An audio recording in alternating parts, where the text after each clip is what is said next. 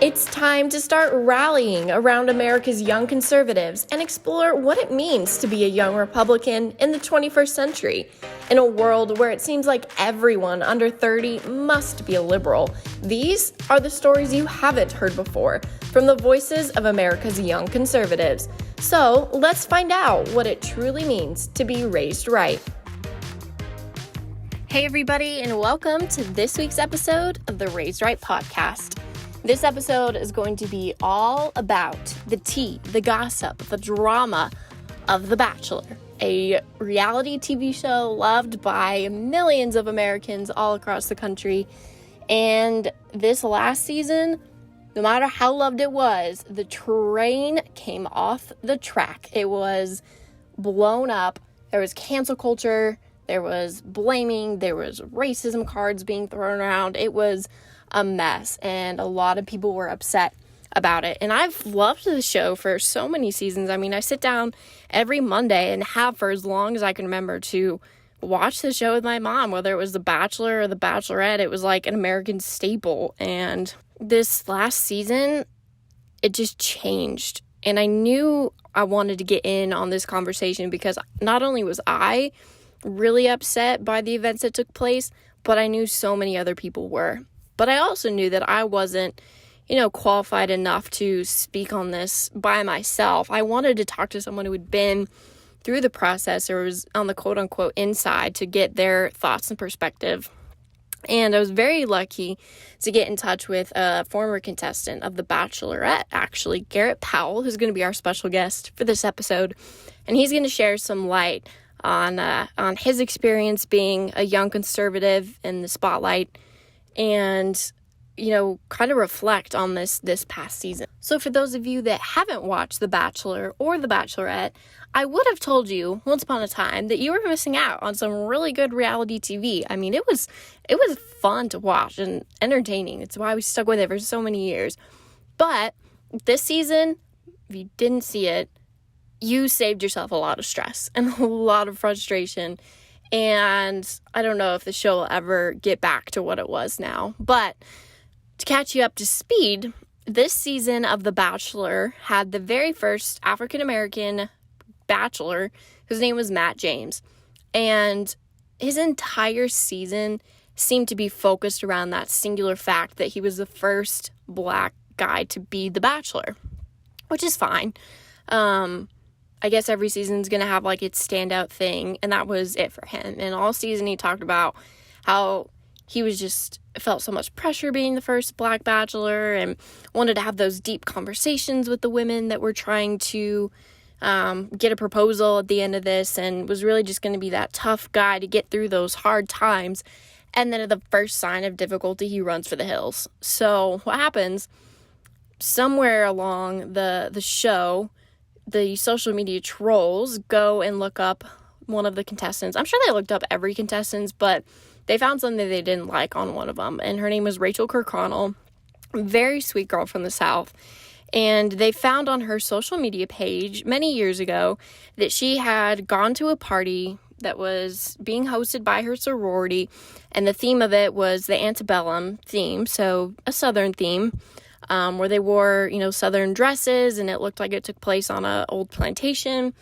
And people just lost their minds over it. They wanted her canceled and gone and wiped from the existence of reality TV, basically. They were so mad and just calling her not only racist, but pretty much every name in the book because she had taken these pictures at an antebellum-themed sorority party and posted it and didn't recognize the issue with that. And so in the middle of the season, Rachel apologizes profusely, tries to save her reputation and just really, make up for what people had thought was so wrong. And, of course, when I heard this, I was just, shocked that she would, A, apologize. That's never the right move. And B, that they were making such a big deal out of something that seemed so insignificant.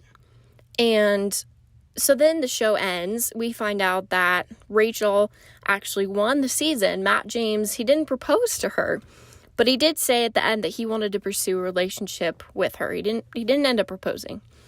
We find out that he wasn't really ready for that step yet, which If he wasn't ready for that, why did he sign up for the show to begin with? But not the point. So Rachel ends up winning, quote unquote. And then we find out at the show, the last show of the season called After the Final Rose, that they are not together anymore. And the reason why is because he wanted to give her the time and the space on her own to recognize the flaws of her ways and to get some racism training and education and Southern culture, and just was mortified by her actions of this antebellum post. So not only is Rachel canceled, Rachel Kirkconnell, the host of the show, who from my understanding has been the host since the beginning of the show's existence, Chris Harrison, also got canceled because in an interview with Chris and one of the producers and former contestants, and she's just really involved with the show, whose name is Rachel Lindsay, had an interview with Chris, and I don't think he was necessarily defending Rachel, but rather just saying, don't we owe her the time to explain herself and to hear her side of the story before we just jump to canceling her? And Rachel Lindsay, who's the one that had the interview with Chris, just got absolutely furious with his answer and then called all the troops and rallied all the troops to cancel Chris. So he was removed from the show as the host, quote unquote, temporarily, but he's not going to be back for the next season of The Bachelorette. And who knows, what he's going to be involved down the road. Doesn't look like he will be at all. The whole season just became about cancel culture and racism. And just like I said, the train just flew off the tracks. It was a nightmare. So I'm very grateful and very excited to bring Garrett Powell, a former contestant of The Bachelorette, who, like I said, is a very strong conservative in the public eye, here on the podcast to share his thoughts on this season, reality TV, and politics all together, and just to kind of share his background. So, ladies and gentlemen, Garrett Powell. Alrighty, Garrett, if you just want to start by explaining yourself, where you're from, a little bit of your background and your relationship to the show of The Bachelor and The Bachelorette. Yeah, thanks for having me. So my name is Garrett Powell, born and raised in Birmingham, Alabama. Been a conservative my whole life and didn't really pursue reality TV, but just kind of fell in my lap. I was on Hannah Brown's season of The Bachelorette, which is, I think, season 15. It aired in May of 2019. And world's been a little crazy ever since then. So did you apply yourself or did you get thrown into it unexpectedly? I got thrown into it. So my ex-girlfriend, girlfriend at the time, dumped me, and my sister-in-law texted me a couple of days later and was like, "Hey, just so you know, I signed you up for The Bachelorette." And I was like, "Okay, cool, whatever." And I don't know why they picked me, but they picked me. So here we are. That's awesome. Did you have a pretty good, positive experience with the show then when you were on it? Yeah, I'd say for the most part, it was pretty positive. It was just, I didn't really know what to expect and ended up being pretty good. It's just, obviously the positive experience kind of went by the wayside after, but while I was on it, yeah, it was pretty good. Good. Were there any political stunts or anything during your season that wasn't aired or wasn't talked about? No, I'll say that when I was when we were just talking camera to some of the guys, we always had the political talks, and I'd say most of the dudes there were financially conservative guys, and they kind of actually liked the fact that Trump was in the White House and they respected it. It's kind of funny to see that, none of those people are kind of coming out right now and saying that because they're scared to.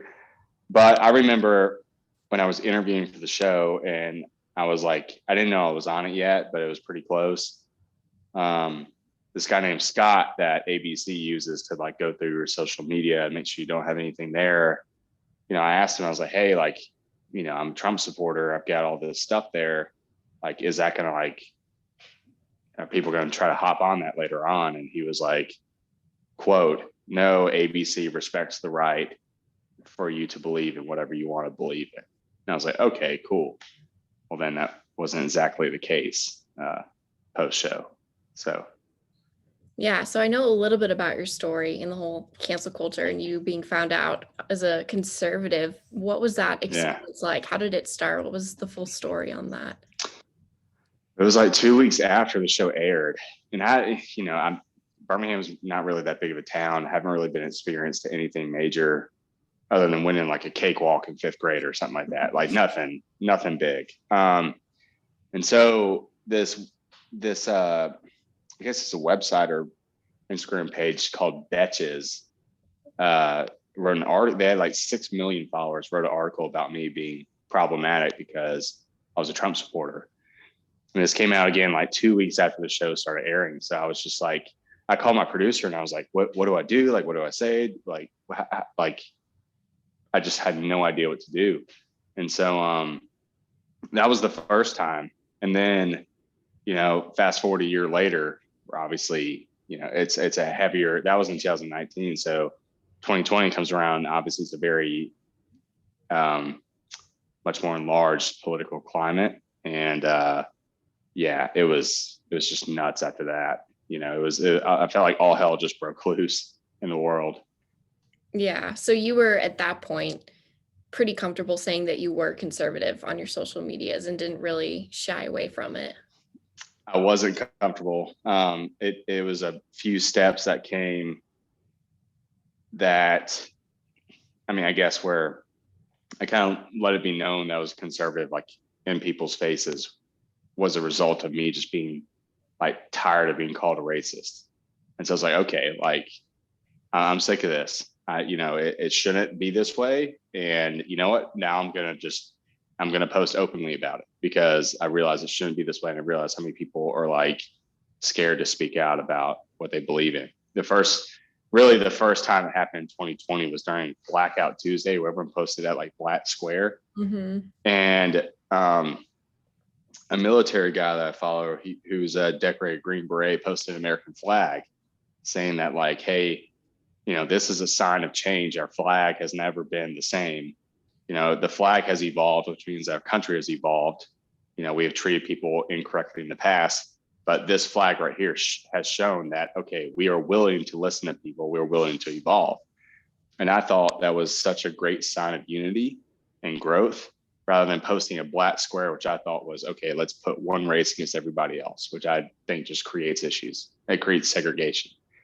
So I posted a picture of an American flag and oh man, the comments were just like, you racist, you this, you that, like, and that was the thing that kind of put me over the edge. And then like 4th of July, I posted a picture with a 300 blackout AR that I have. And again, like someone responded, oh, well, he loves Trump and he loves AR. So, he must hate black people. And it's just like, oh my gosh, man, you gotta be kidding me. And so that's when I was just like, okay, I feel like if I'm not going to speak out on being a conservative, I don't know who will. So it just kind of drove me to that point. Right. It's a good story. I mean, I think a lot of people that have that blue check by their name are very, very scared to be real with their political beliefs and their feelings. So why do you think a lot of people are scared to, speak out? You mentioned a lot of your cast members were very conservative, but approached it differently. They still, won't talk about it or get involved with it. Yeah. And I do have a little bit of sympathy for some of them because they are like such a deal, don't have another job. Like social media is their job. So they kind of have to do that, which I see both sides of the fence there. So like, I'm not in that position, so I can't judge them based off of that. I just know the position that I'm in. And people that are in my position as well, it's just like they're scared, like people will come after you. Like again, you don't believe me, go read the comments under that American flag post. It was insane. And then some people just, especially in the reality TV world, it's all about like you have this fine window and you can choose to like chase fame or you can choose to be the person that you are. And there's so many people that just choose fame. And obviously it's like they want to be liked and they have to be liked in their own mind. So like they sacrifice who they actually are just to like please other people. And I faced that too. Like it totally hit me at some point. And that's part of why they don't kind of announce who or what they support because they're scared that, it could affect their fame or their image, or people might not like them. And they just haven't come to that point yet. Right. It's a scary thing to do, and it's hard, especially in this day and age. So why, for you, in your instance, is conservatism such a big part of your life and your upbringing? Or maybe it wasn't, it was something you discovered later, but why is it something that you decided to fight for and stand up to? Well, I kind of realized, I guess that the world now, not saying it's mostly liberal, because I don't think it is. I just think the world wants us to think that everyone is on the left side, not the right side. And part of the way that they're trying to brainwash young people today is to like cancel them if they are a part of the right side or come out vocally that they're on the right side. And then just to me, conservatism is basically based on self-reliance. I don't want the government to give me all these things that I ultimately have control over myself. I have control over my career. If I'm not making any money, I can sit on my butt and complain about it and get a check from the government, or I can do something about it and make more than what this government's going to pay me that I'm eventually going to have to pay back long term. And I just think that's what it really comes down to is being a conservative is being self-reliant, making a name for yourself, doing the work, putting in the effort, not sleeping a lot if you can't afford to, and I think people have lost sight of that. People think that, oh, well, conservatives are just like mean, they don't want things for other people. And, there's a quote that I heard too a little while back that said, it was talking about socialism, which obviously is something that us two are probably against. Right. Well, it's not that conservatives like hate helping people. It's just they understand the downfalls of programs with great intentions like socialism. It has great intentions. We respect that. We want people to succeed, but it's just we understand that it has a severe downfall. And we also understand that you can control your own destiny if you choose to. And I think that's something that has just gotten thrown under the rug with all this stuff too. So long-winded answer. Those, I guess, my two reasons why it's important to me. Yeah, I love that. Those are really good points. I think people need to understand and take away when dealing with conservatives. We're not all evil, and we do care about people's well-being. Yeah. So going back to The Bachelor, for those that are listening that haven't really been following the show or the season, it's very, very popular. And Matt James was the very first African-American bachelor to ever be on the show. So I felt like from watching it, and I don't know, Garrett, if you felt the same way, but it seemed like it had a political angle from the very beginning. Like his race was just harped and talked about more than anything. Do you agree with that? Did you see it being a little bit different than previous seasons? Yeah, I mean, I didn't really watch it at all. But that's just once you're in it, there's a theme to every season. It's Colton season. It was about how he was a virgin, and that was the theme for everything. Hannah Brown season, it was, women have power, and not taking anything away from that, but that was, if you watch the season, that was the theme. They want to make Hannah look very powerful amongst the situation, which is great, but it's just part of the theme. And then Pete's season had a theme about how big a deal his family is to everything. They brought in Pete's mom a lot. And it's just, there's a theme to every single season. And you're right, that was the theme of it. And I think it's pretty obvious where they take a guy like Chris Harrison, who's has over 2 decades involved with the show. And, he says one thing that honestly isn't that questionable, but like a small percentage question it, and then they just say, okay, bye, shove him out of the way. I think all that just makes it blatantly obvious that this whole racism and frankly division was a theme for that season. Absolutely. So let's talk about the girl that the cancel culture world went after on the season, Rachel Kirkconnell. Again, for those of you that didn't watch the show, social media trolls went back through her history and found a picture of her at an antebellum themed party from her sorority days, and just got absolutely canned for it. They wanted her, out of the world of The Bachelor. So looking at it now, do you think she was right to apologize, or do you think she should have done more? No. Yeah, what you did and stand up for herself and fight back to it. No, because it's like, what's the benefit from apologizing? It's like she knows, and I'm willing to bet that I've never met her, never talked to her, but I'm willing to bet deep down she knows that she didn't do anything wrong by wearing a dress, right? It's not like she, sorry, phone's on low battery. It's not like she said something or did something that was a racial act. She wore a dress. There were probably, I've never been to one of those parties, but I'm guessing 100 other girls wearing a dress like that. And it just goes to show you, again, that's part of the fame chasing thing. She wanted to keep a good image. And so she apologized. And it's never the right move. It's never the right move, because what are you gaining out of that? Nothing. You're just going to have people saying, oh, okay, well, you apologize now. You should take racial sensitivity training, or you should do this. It's never enough. So you might as well stand your ground and say, listen, if I offended someone, I'm sorry, but I don't think I did anything wrong. I mean, that's the stance I think she and Chris Harrison should have taken, to be honest with you. Yeah, I agree 100%. What do you think would have been different for her in the show if she had done that instead of apologizing? Well, I mean, it is tough, because in that situation, I mean, I've been in this situation, you feel like the whole world's coming down on you. Mm-hmm. And in reality, not that many people care. But like, I remember when it was happening to me, thankfully, I live in Alabama, so most people feel the same way I do. Mm-hmm.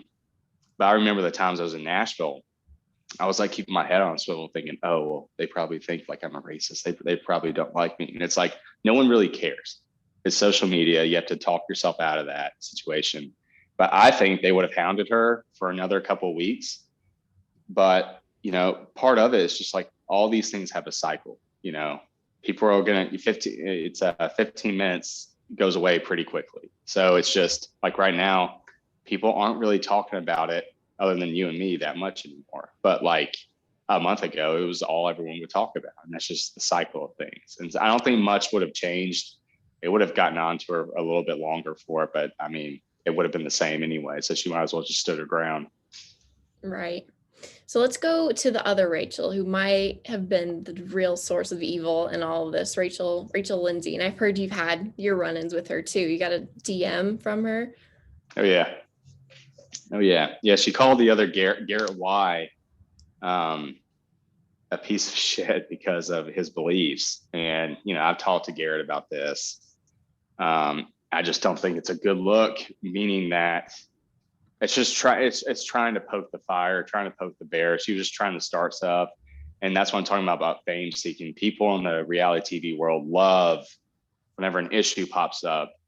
It's how everyone hops on it. People that you haven't heard of in 5 years hop on it because they're like, oh, this is a chance for me to look good. So let me say something that will get me fans. And it's ridiculous. But she's all about division. And yeah, she sent me, when I reposted the E! News thing about her quote about Garrett, I was like, hey, like, get your nose out of someone else's business. And she DM'd me and was like, and I still have them too. Oh, look at you talking like, how many people wanted me to come down on you, but I chose not to. And I was like, don't make this about you and me. It has nothing to do with you and me. And, and I don't know if you remember, but the Women Tell All from Pete's season, she came on after it and talked about how cyberbullying was a huge thing. And I was like, what do you think you're doing by saying this? It's the same thing that you spoke out against. So you're being very hypocritical. And she was like, it's not the same thing. I'm like, you can't, it's like talking to a door, and it's somebody she's always going to be that way. She's always going to be fame seeking. Her whole like deleted Instagram thing that she did was just a PR move. I deleted mine 5 different times because of my mental health, because I got like called out on for being a conservative. No one said anything about that. And I know multiple people who have done the same thing, but since Rachel Lindsay does it, people care. And that's just, it's the nature of the beast, unfortunately. That's just how it is. It's a fame-seeking move. Very true. It's a good point that you are bringing up with that fame seeking, because I think a lot of us don't see that or think that way, but it's a really good point.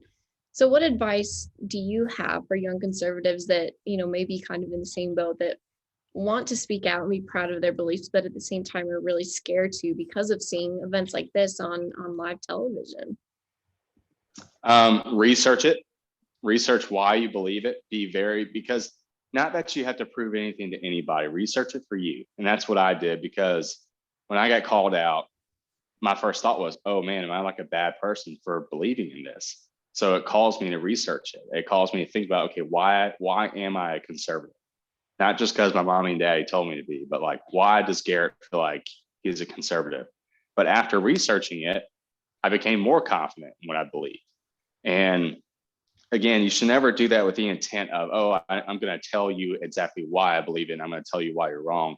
Do it for yourself. Research it. Really get to know yourself. Really understand and become confident in why you're a conservative.